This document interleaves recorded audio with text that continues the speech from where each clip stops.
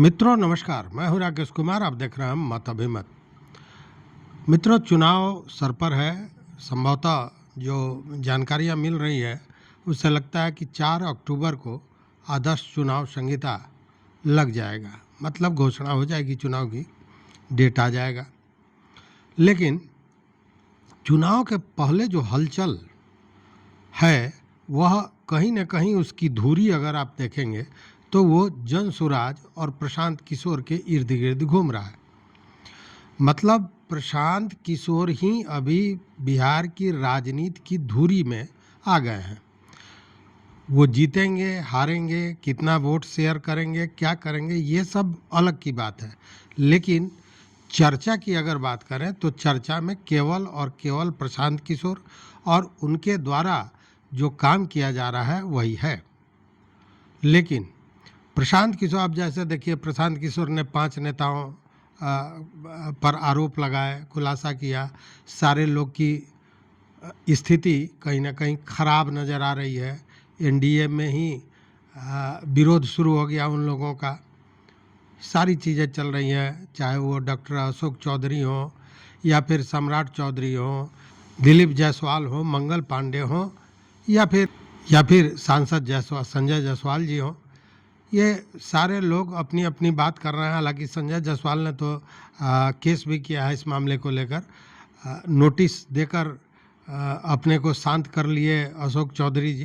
खैर, ये सारी चीज़ें चल रही है, लेकिन मैं बात दूसरी कर रहा हूँ।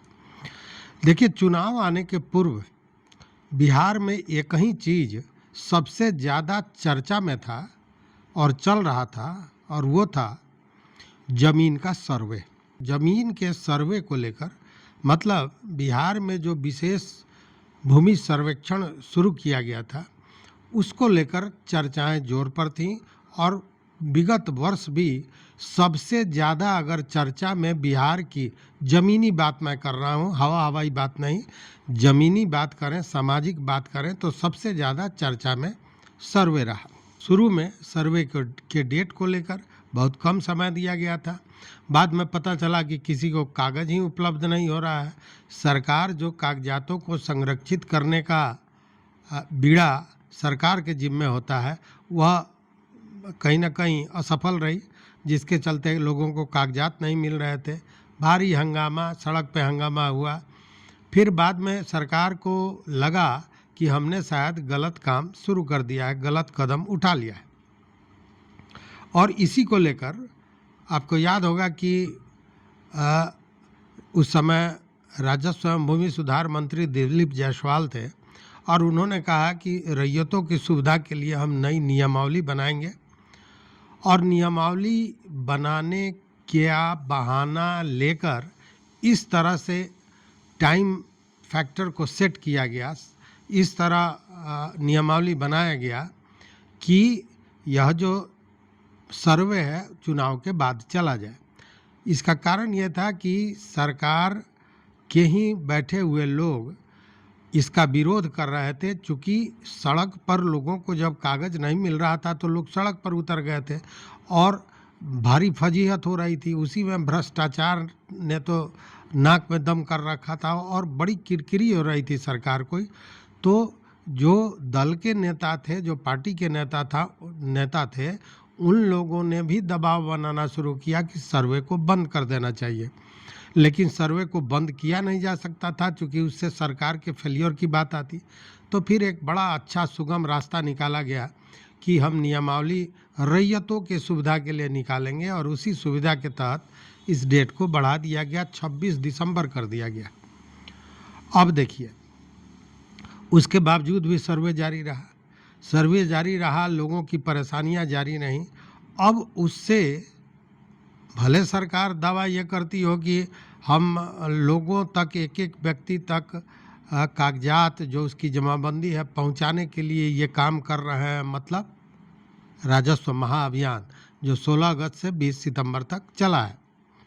लेकिन सच्चाई ये थी कि अगर आप देखिए तो कि जैसे राजस्व महाअभियान की बात शुरू हुई, इतने लोगों को, सारे लोगों को इस तरह जोड़ा गया, इस तरह की व्यवस्था बनाई गई कि किसी का भी ध्यान सर्वे की तरफ नहीं रहा।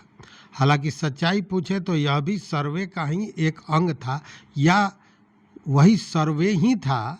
जिस तरह सर्वे को शुरुआती दौर में आया था तो आपको ने देखा होगा, लग रहा था जैसे 30 दिनों के अंदर में बिहार सरकार सर्वे करा लेगी, लेकिन होने वाला था नहीं। चूँकि जब प्रैक्टिकल, जब ज़मीन पर मामला आया और लोगों को कागजात नहीं मिल रहे थे तो हंगामा हुआ। तो उसी तरह इस समय जब ये महाअभियान शुरू किया गया तो लगा जैसे एकदम अब तो पूरा काम ही कंप्लीट हो जाएगा, लेकिन हुआ क्या? इसमें भी बड़ा पेच है।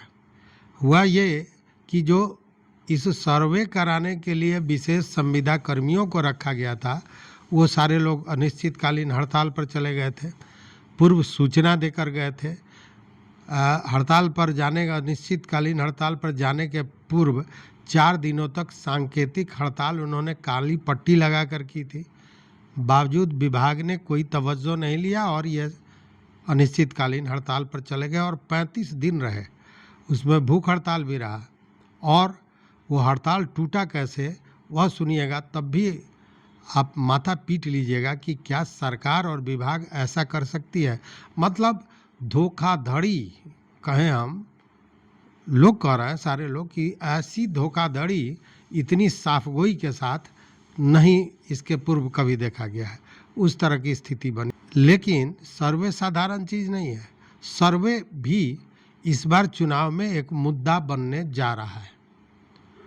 अब कहिएगा कि भाई सर्वे चुनाव में कैसे मुद्दा बनेगा, चूँकि सर्वे पर तो ठंडा पानी डाल के विभाग ने उसको ऐसा शांत कर दिया कि लोग, देखिए, लोग बहुत दिनों तक अपना दुख दर्द याद नहीं रखते हैं, भूल जाते हैं, और इसीलिए उसको पहले ही शांत कर दिया गया कि लोग वहाँ से सर्वे से निकलकर अपने जाति, धर्म, पैसा, ये वो, इन सारे चीज़ों पर वोट करेंगे। और आपने देखा होगा कि एनडीए सरकार ने पिछले 2 महीने 3 महीने में किस कदर रेवड़ियाँ बांटी हैं, चाहे वो पेंशन को लेकर हो, चाहे वो महिलाओं को लेकर हो, बेरोजगारों को लेकर हो।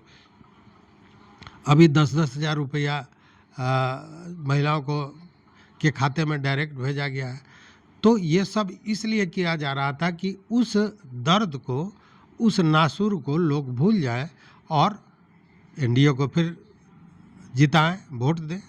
चूँकि राजनीति में सब चाहते हैं कि वोट मिले, लेकिन इस बार इस मामले को उठा लिया प्रशांत किशोर ने। जी हाँ, जन सुराज की मैं बात कर रहा हूँ।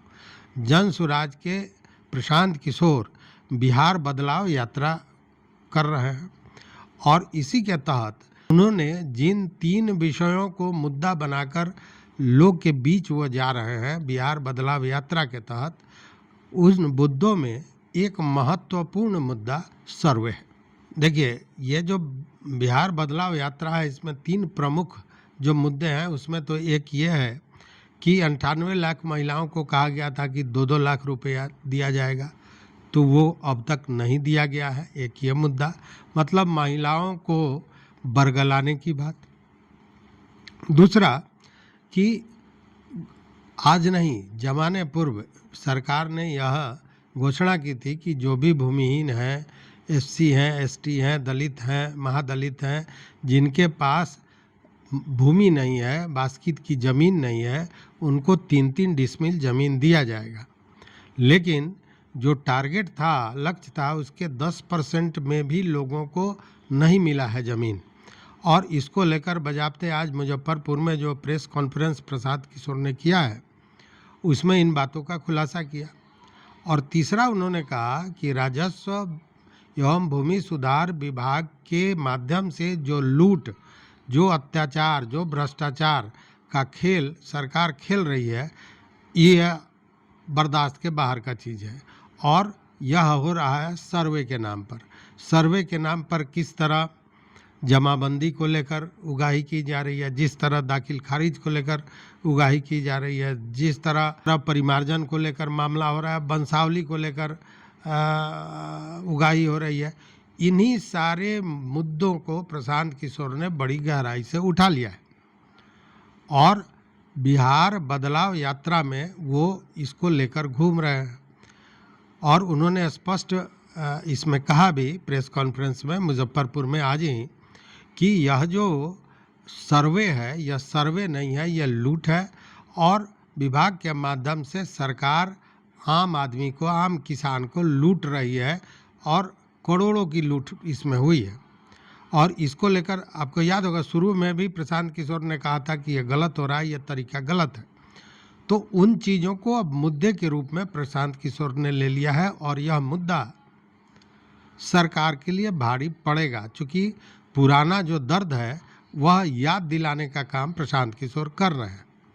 और उसमें भी जो नई बात है वो संविदा कर्मियों की बात आप याद कीजिए कि ये जो संविदा कर्मी जो हड़ताल पर बैठे हुए थे 35 दिन तक, सरकार विभाग कोई इनसे बात तक करने को तैयार नहीं थी।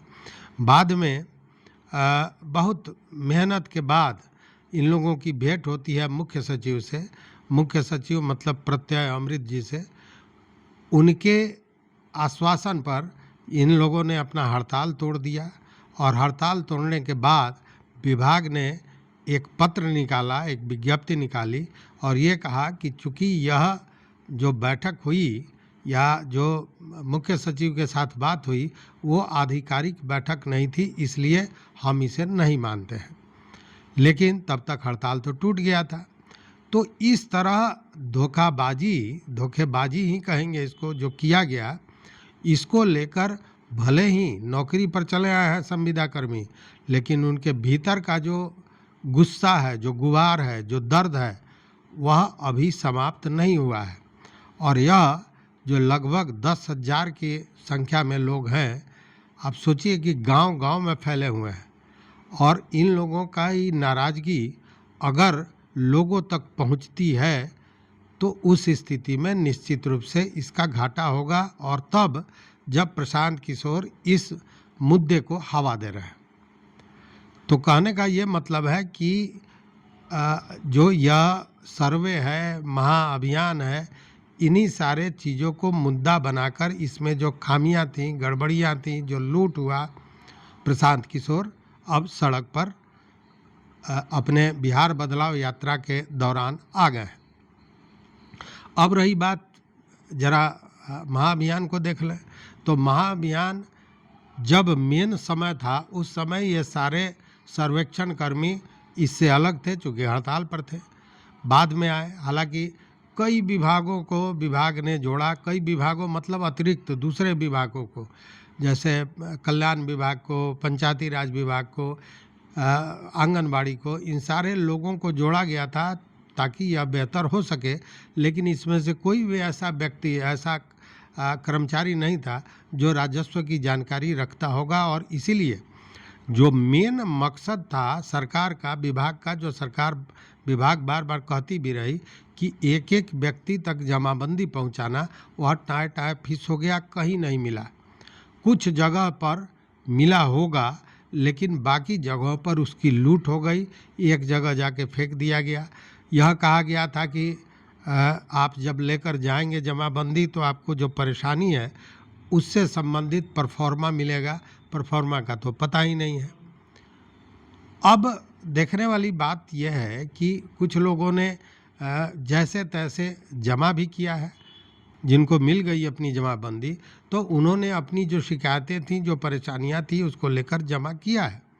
लेकिन वो ऑनलाइन होगा, नहीं होगा, क्या होगा, यह समझने वाली बात है। चूँकि शुरुआती दौर में जब यह काम होना चाहिए था, जब एक्सेप्ट कर रहे थे एप्लीकेशन, उस समय जो होना चाहिए था वो काम करना था विशेष संविदा कर्मियों को, और वो तो थे हड़ताल पर। बाद में CSC की बात हुई कि उनसे मदद ली जाएगी, लेकिन जो राजस्व का जानकार है और जो एक डाटा ऑपरेटर है, दोनों में ज़मीन आसमान का अंतर है। और यह काम पूरी तरह राजस्व का था। तो खैर मिला जुला कर लब्बुल-लुआब यही है कि महाअभियान के नाम पर भी केवल एक हंगामा हुआ है, उसके अलावा कुछ नहीं हुआ है। सरकार की जो सोच थी कि घर घर इसको पहुंचाकर लोगों की को जो परेशानियां हैं उसका निराकरण किया जाए, यह पूरी तरह विफल रहा है। और इसीलिए महासर्वेक्षण का डेट भी बढ़ा दिया गया कि लगातार ये जारी रहेगा जब तक आपको परेशानियां हैं वो आप देते रहें। तो यही स्थिति है। लेकिन अब यह जो सर्वे है वह चुनाव का एक बड़ा मुद्दा बनता जा रहा है, बन गया है और प्रशांत किशोर ने इसको हाथों हाथ ले लिया है। घर घर जाकर इसकी चर्चा बिहार अधिकार यात्रा के दौरान वो कर रहे हैं, इसलिए मुद्दा यह भी बनेगा, इसमें कहीं शक व शुबा नहीं है। इन सारे बातों पर आपका क्या राय है, आपकी क्या मत है, ज़रूर बताएंगे। देखते रहिए मत अभिमत। मित्रों, चैनल पर नए हो तो सब्सक्राइब कीजिए, लाइक कीजिए, दोस्तों के साथ शेयर कीजिए और अपना विचार ज़रूर दीजिए। बहुत बहुत धन्यवाद। कोटि शाह।